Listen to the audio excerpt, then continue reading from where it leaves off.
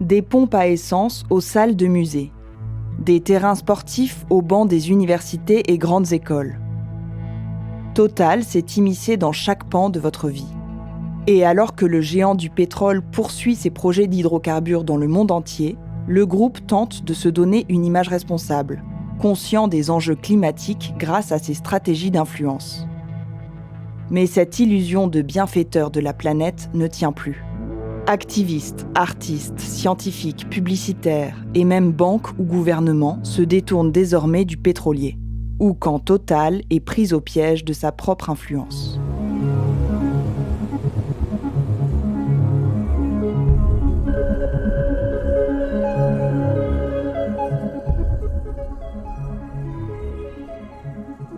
On voit qu'on a des objectifs en 2030, 2040, 2060, 2070, enfin très loin. Puis en fait, c'est un peu comme à l'école, quoi. On commence à bosser la veille de l'examen, mais ça m'engage à rien aujourd'hui. L'action d'influence la plus sophistiquée peut tout à fait, avoir un effet boomerang et se retrouver contre l'auteur de cette action d'influence. À terme, c'est pas possible qu'il gagne la bataille de l'opinion. La question, c'est combien de temps ça prendra et est-ce que ça prendra suffisamment peu de temps pour qu'on puisse les contraindre compte tenu des enjeux climatiques. La vraie question, c'est une question de qui gagnera le premier. Mesdames, Messieurs, bonjour, chers actionnaires. 28 mai 2021, Assemblée générale de Total SE. Les actionnaires votent le nouveau nom du groupe. Total Énergie. Derrière la promesse d'une future neutralité carbone se cache une toute autre réalité. Le géant français du pétrole poursuit en toute conscience sa course aux hydrocarbures et sa destruction de la planète. Ce que l'on voit pour les années à venir, c'est que le prix du pétrole va augmenter. Donc là, elles vont pouvoir se refaire. Donc à très court terme, dans une année à 5 ans, ces compagnies vont se faire énormément d'argent. Les compagnies pétrolières ne sont pas là pour extraire du pétrole, elles sont là pour faire de l'argent et distribuer des dividendes. C'est leur seul rôle, c'est leur seule fonction. On est très bien dans une entreprise pétrolière qui restera dans l'exploitation des énergies fossiles jusqu'au bout, en fait, jusqu'au moment où la question de la rentabilité se posera. Mais avant toute chose, en fait, Total est une entreprise capitaliste qui pense et qui est obsédée par son profit et pas du tout par l'état de la planète. En 2020, pour 1 baril de renouvelable, Total a produit 447 barils de pétrole. Et ces dernières années, l'entreprise s'est engagée dans de nouveaux projets pétrole et gaz sur les 5 continents. Russie, Émirats arabes unis, République du Congo, Nigeria, Angola, Australie, Royaume-Uni, Ouganda. Mais aussi bientôt en Alaska, en Papouasie-Nouvelle-Guinée ou en Égypte. Car dans le monde entier, Total mène des explorations pour trouver de nouveaux gisements d'hydrocarbures. Total avance à marche forcée dans des pays complices, où le droit du travail ou la protection de l'environnement sont inexistants ou presque. Total prévoit de forer plus de 400 puits à l'intérieur même de l'aire naturelle des Murchison Falls, qui est la plus grande aire protégée en Ouganda. Après le coup d'État en Birmanie, 770 civils tués depuis que la junte a repris le pouvoir. Et le groupe français Total accusé de partager une partie de ses revenus avec les militaires via des comptes offshore. C'est ce qu'écrit le quotidien Le Monde. Peut-être qu'il y a lieu de se dire que oui, Total agit légalement lorsque le conglomérat dont elle fait partie d'une manière majoritaire au Myanmar fait travailler de force des enfants. Peut-être qu'elle agit légalement lorsqu'elle est impliquée des deux côtés d'une guerre civile au Congo-Brazzaville. Peut-être qu'elle agit légalement lorsqu'elle est partie prenante du régime de l'apartheid en Afrique du Sud. Peut-être qu'elle agit légalement lorsqu'elle court-circuite les modalités de consultation des peuples autochtones en Amérique du Sud. Peut-être que tout ça est légal. Alors la question qui se pose, c'est quel est ce droit? Quels sont ces droits? Quels sont ces systèmes de droit qui rendent légal ce qui choque la morale élémentaire? Quels sont-ils? Et c'est là où on voit comment Total, parmi les autres multinationales, est assez puissante pour contribuer à créer du droit. Total l'affirme, elle n'a pas le choix. Elle se doit de répondre à la demande en hydrocarbures, notamment des pays en voie de développement. La mission d'une entreprise comme Total, c'est bien sûr de prendre en compte l'enjeu climatique, mais c'est aussi d'apporter l'énergie aux populations de cette planète qui en ont besoin. Or, il y a 7 milliards d'habitants, 1 milliard n'ont pas accès à l'énergie, nous serons 9 milliards en 2040-2050. Il faut donc aussi qu'on apporte l'énergie nécessaire aux pays qui ont besoin de cette énergie pour pouvoir se développer, sortir les gens de la pauvreté et faire du développement économique. Il est entendu que les entreprises de relations publiques et de lobbying d'une firme visent à étouffer toute résistance et toute contestation à la source. De sorte qu'ensuite, elle n'a qu'à se croiser les bras puis à dire c'est le marché qui parle. Moi, j'obéis à la demande. J'essaie de satisfaire ces pauvres gens qui me demandent de l'énergie toujours plus, quoi. Because supplying more energy with less carbon is a major challenge. Face aux critiques, Total développe une communication 100% responsable et vante son futur mix énergétique. Moins de pétrole, plus de gaz. Même si Total a senti le changement qui s'annonce, il s'est surtout allégé en pétrole pour aller vers le gaz, une énergie tout aussi fossile. Qui émet moins de CO2, mais qui est toujours... Et voilà. L'industrie du gaz et du pétrole se sont dit, la mesure pour savoir si une énergie est plus propre que l'autre, c'est le CO2. Par contre, si on prend les gaz à effet de serre, ça veut dire le CO2, le méthane, etc., on s'aperçoit que le charbon et le gaz sont pratiquement à égalité. Donc, la meilleure option pour être une énergie de transition, ce serait le pétrole. Par contre, à force d'avoir répété que le gaz était une énergie de transition, on a fini par le croire. On ose présenter ces nouvelles filières-là comme des filières de transition, alors que lorsqu'on écoute le discours même des représentants de Total, il ne s'agit pas d'un phénomène de transition où on cesserait d'exploiter, par exemple, le pétrole pour s'en consacrer à ces nouvelles filières-là. Non, il s'agit d'une opération d'addition. Et en France, le pétrolier a commencé à verdir ses sites. La raffinerie de Grand Puy va devenir une plateforme zéro pétrole de biocarburants et bioplastiques. Sur le site, des salariés dénoncent l'opération de greenwashing et réclament un projet réellement écologique, sans casse sociale. On a vu l'association avec les organisations écologiques et l'organisation des travailleurs, qui est la CGT, une des plus efficaces du moment. C'est qu'on a réussi à démontrer ensemble que c'était un pur plan de greenwashing, que c'était juste une volonté de continuer à faire du profit, supprimer d'un côté 700 emplois et de l'autre voir des produits qui sont par exemple du plastique. Le PLA, c'est un taux de rentabilité à 2 chiffres, c'est pas du tout écologique. Faire du plastique, tout le monde sait que c'est pas écologique en réalité. À la CGT, le syndicat essaye d'avancer en fait sur un projet alternatif, sur un projet qui pense réellement les énergies de demain. Et c'est pour ça qu'on rencontre des chercheurs du CNRS qui vont nous aider et qui vont essayer de trouver avec nous une alternative en fait aux énergies fossiles. Et dans quelques années, 1 an, 2 ans ou 3 ans, on arrivera avec un projet abouti pour l'imposer aux politiques, pour l'imposer aux industriels. Sur la plateforme de la Med, dans le sud de la France, Total a également lancé une restructuration de sa raffinerie. Le pétrolier veut créer la première bioraffinerie française de taille mondiale et exploiter tout type d'huile, dont l'huile de palme. Une annonce qui fait bondir les associations de défense de l'environnement. L'huile de palme n'a pas bonne image, les parlementaires français l'ont même sortie de la niche fiscale des biocarburants cette année. Mais le 1er avril 2021, la justice prononce une annulation partielle de l'autorisation de la raffinerie. Le tribunal administratif de Marseille reconnaît l'obligation pour Total d'évaluer les conséquences climatiques induites par son approvisionnement en huile de palme. Pour Total, c'est un nouvel ennemi qui s'affirme, la justice climatique. Dans un livre qu'elle consacre à ce sujet, Justice climatique, procès et actions aux éditions du CNRS, Marta Torreschob estime que depuis 2010, plus de 900 procès climatiques ont été comptabilisés dans le monde. Mais ce qu'il faut surtout retenir, c'est que la justice climatique ne suppose pas l'invention de droits nouveaux. Elle se fonde sur les constitutions, les lois nationales, les plans climat ou encore les engagements internationaux signés en matière climatique. Et ceux-ci n'ont pas seulement une valeur symbolique. La justice climatique peut-elle contraindre les géants pétroliers à évoluer ? L'association Notre Affaire à tous en est certaine. 15 collectivités territoriales et 4 associations ont décidé d'agir contre Total pour l'obliger à respecter l'accord de Paris. Ainsi, en janvier 2020, avec 4 autres associations et 14 communes, dont Grenoble, Bayonne ou Nanterre, elle a assigné Total en justice pour inaction écologique, en invoquant le devoir de vigilance qui relève de la responsabilité sociale de l'entreprise. Et désormais, les multinationales ne sont plus les seules cibles.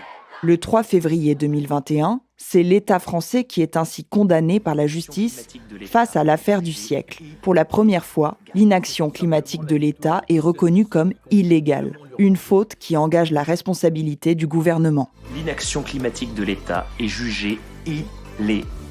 C'est tout simplement la victoire de toutes celles et ceux qui comprennent vraiment l'urgence de la crise.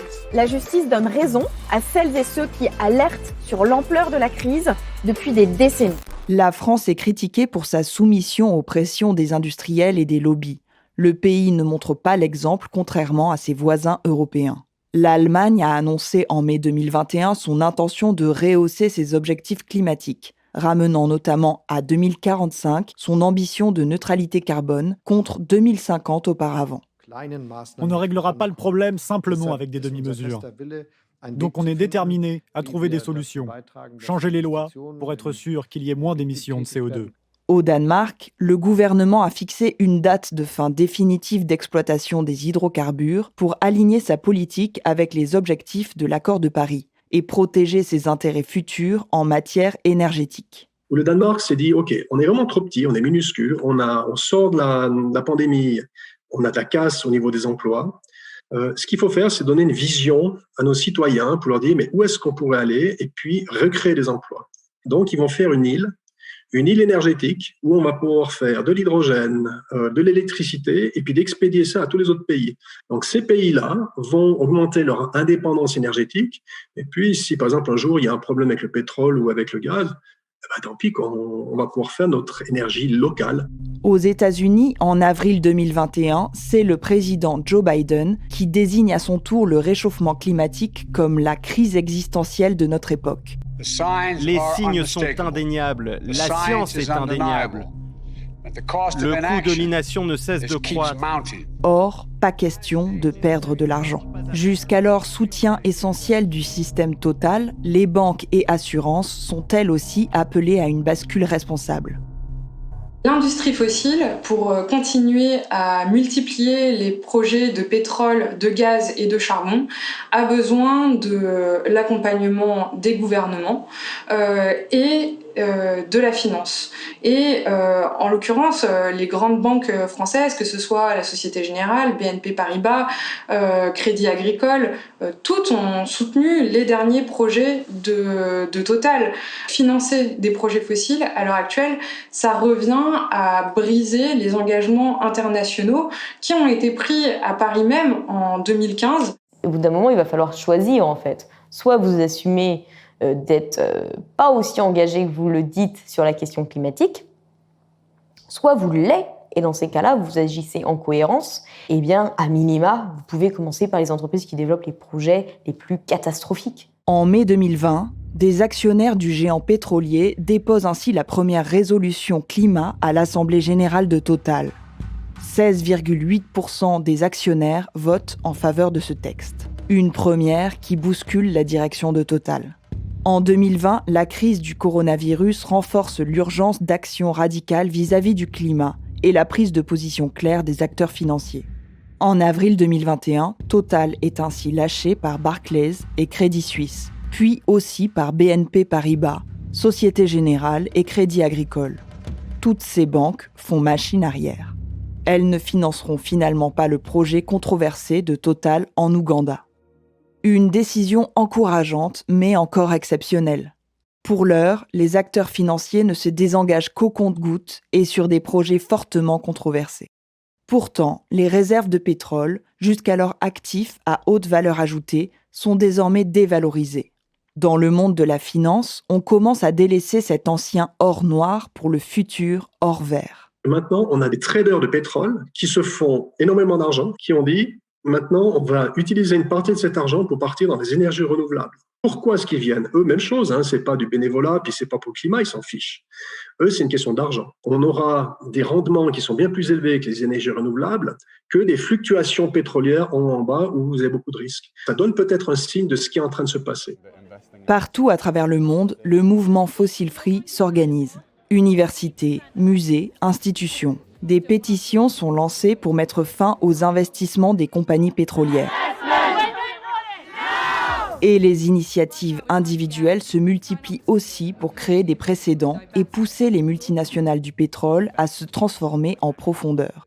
Après des années d'alertes scientifiques, on a enfin pris conscience collectivement de la nécessité de changer un certain nombre de modes de production, de modes d'organisation de l'économie et de la société. Il me semble que nous sommes passés du stade de la conscientisation au stade de l'action. Alors bien sûr, la prochaine étape, ça sera de mettre véritablement en œuvre ces solutions. Plus on déconstruit ces stratégies, plus le grand public est informé, plus il peut agir, plus chacun d'entre nous peut agir à son niveau pour dire non, là ça va pas être possible, ça il faut que ça bouge, voilà. C'est à nous, en tant que citoyens, en tant que consommateurs, de mettre aussi la pression sur les entreprises pour que les entreprises se disent, pour répondre à la demande de demain, il faut qu'on soit responsable. Parce que la demande de demain va vers plus de responsabilité.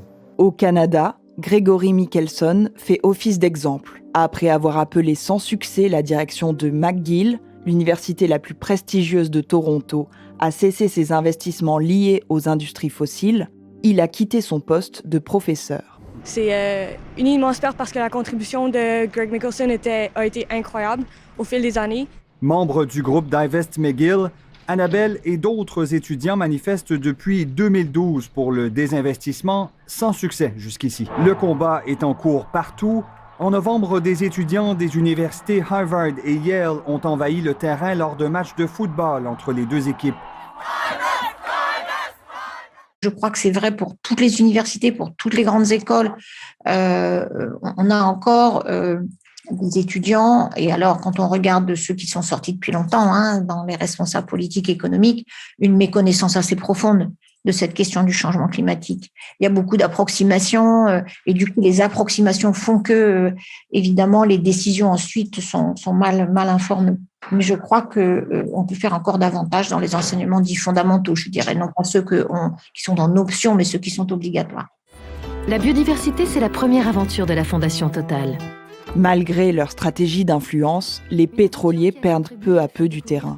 En mai 2021, Amsterdam devient la première ville dans le monde à interdire dans son métro toute publicité pour les produits pétroliers et ses dérivés. Adieu les campagnes pour les voitures SUV ou les vols low cost. Les affichages publicitaires doivent se conformer aux objectifs de transition écologique.